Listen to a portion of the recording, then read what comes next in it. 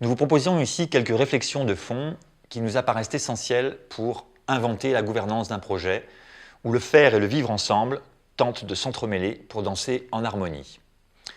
La gouvernance est un sujet vaste et complexe qui, depuis notre point de vue, ne trouve pas de solution miracle dans un modèle spécifique ou des outils. Nous ne posons donc pas ici une vérité ou une recette à appliquer, mais davantage les bases sur lesquelles chacun et chacune sera invité à réfléchir et à cheminer. Nous développerons dans la vidéo suivante quelques repères et points clés pour penser une gouvernance dite partagée, qui respecte le projet et sa raison d'être comme étant le socle du pourquoi nous sommes ensemble, et bien sûr qui respecte les individus qui sont les artisans pour le réaliser. Dans cette première partie, nous souhaitons vous partager quelques préambules sur l'état d'esprit dans lequel ce type de gouvernance nous propose de cheminer. Mais d'abord, qu'est-ce qu'on entend par gouvernance ?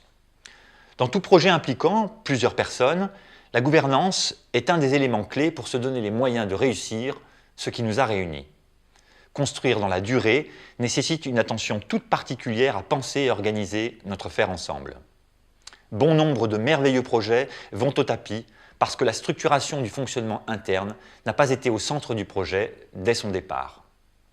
Nous avons tendance à nous lancer tête baissée dans l'opérationnel et la réalisation, tout droit vers l'objectif, sans donner de temps, d'énergie et de moyens au chemin qui nous y mènera. Nous oublions souvent que nos enjeux personnels, nos peurs, notre volonté de contrôle, nos certitudes, notre besoin de sécurité et de reconnaissance viendront tôt ou tard s'affronter dans l'arène de notre faire ensemble et mettre bien à mal notre projet initial. Si nous imaginons notre projet comme un grand jeu collectif coopératif, comme dans n'importe quel jeu, pour que ça fonctionne, il faut des règles. En ce qui concerne votre projet, ce sera donc l'ensemble des règles relationnelles et organisationnelles qui permettront de répondre aux questions que pose tout projet collectif. Par exemple, comment pouvons-nous construire de la confiance et de la sécurité dans le groupe ? Comment inclure des nouveaux et comment sortir du projet ? Qui fait partie de la gouvernance et participe aux décisions ? Comment allons-nous gérer nos conflits ? Pouvons-nous exclure une personne qui mettrait le projet en danger ? Comment prenons-nous nos décisions ? Qui décide de quoi ? Comment fonctionnons-nous dans nos réunions ? Quel type de réunion devons-nous faire ? Avec qui et pourquoi ? Qui fait quoi concrètement ? Comment mettons-nous en œuvre nos décisions ? La gouvernance partagée est d'abord une affaire de confiance. Confiance en l'autre, en lâchant ma volonté qu'il ou elle fasse ou agisse comme je le souhaiterais, en faisant confiance qu'il ou elle fera au mieux et à sa façon. Confiance en la vie en général, en lâchant mes résistances qui me poussent au contrôle de la situation, pour tendre vers l'acceptation de ce qui est, afin de laisser émerger les solutions collectives. Confiance en moi, bien sûr, en restant centré sur mon ressenti et tenir avec calme et détermination quand je sens que je suis dans la justesse. Ne pas lâcher mon jeu quand c'est mon intuition qui me donne la direction. Au-delà des outils, des modèles qui constituent les aspects techniques d'une gouvernance, la posture personnelle que ce type de fonctionnement m'invite à cultiver est une véritable clé pour me permettre de transcender mes conditionnements et de marcher vers ces nouveaux paradigmes que nous sommes en train d'inventer. Déjouer les parties multiples de moi-même afin que mon ego, dans ses facettes contrôlant, craintif, peureux, voire manipulateur, ne puisse prendre le pouvoir sur l'autre et sur le projet. Avant de démarrer la construction concrète de notre gouvernance, il est important de construire le groupe et c'est en soi un véritable travail.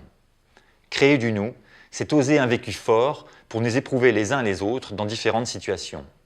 Un groupe, pour tendre vers sa maturité, a besoin que ses jeux acceptent de sortir de leur zone de confort afin d'accéder à une relation plus authentique.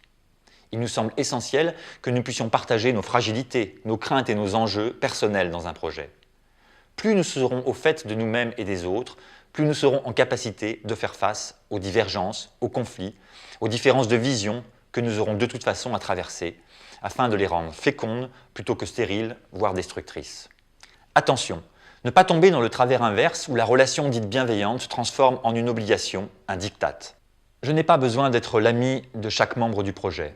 En revanche, le projet a besoin que tous ses membres sachent communiquer avec le maximum d'authenticité. Et c'est bien cette communication qui se doit d'être bienveillante.